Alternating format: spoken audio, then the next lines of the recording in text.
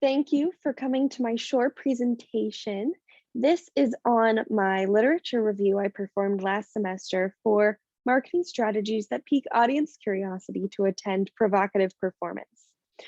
You'll need a little bit of background. What is provocative performance? So it's a term I've coined to define performances that have controversial ideas, things that not everybody are going to love, like improvisational or immersive weird theater. So if it's weird, why is it important? An example is Lion King.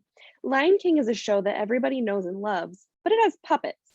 So the puppets had to come from somewhere, provocative performance, and starting on the marginal rings, it's made its way into a mainstream show that everybody knows and loves.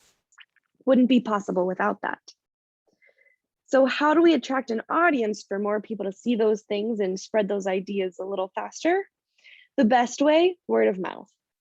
But in order to get word of mouth, you have to market your show properly in the first place. Little catch-22 there. So I'll share my sources and what their findings were, go into my findings, talk a little bit about future study, and then we'll wrap everything up and I'll share my sources with you. My sources all focused kind of coming from these three places. There were surveys that understood why people came and then what they understood. They focused on the artistic quality of performance. What did it have? Was it shocking? Did the audiences connect emotionally? And then it also talked about the process of normalization, a bunch of them. And this was how the marginal concepts like the puppetry work their way into our everyday lives and become normal rather than shocking. Almost all of my sources mentioned word of mouth marketing. It was the best way to gather an audience for all of the shows. And it talked about people like us do things like this. If you see yourself doing these kinds of things that your friend group would, then you can see yourself going to one of these shows.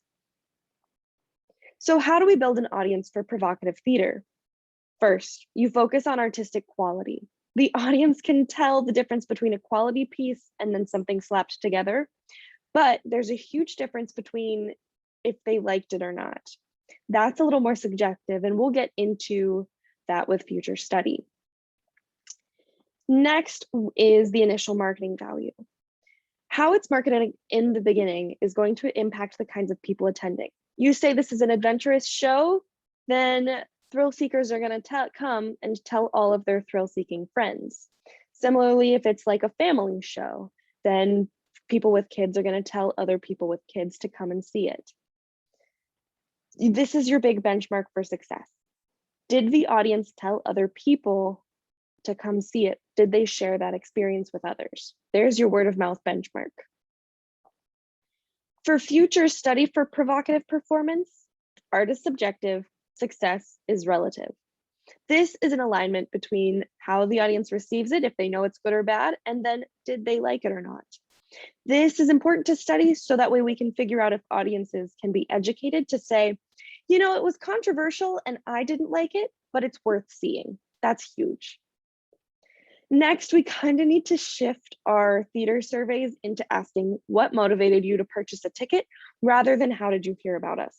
Why did you click that buy button? That's what we need to know so we can market a little bit better and target our audiences a little bit more specifically.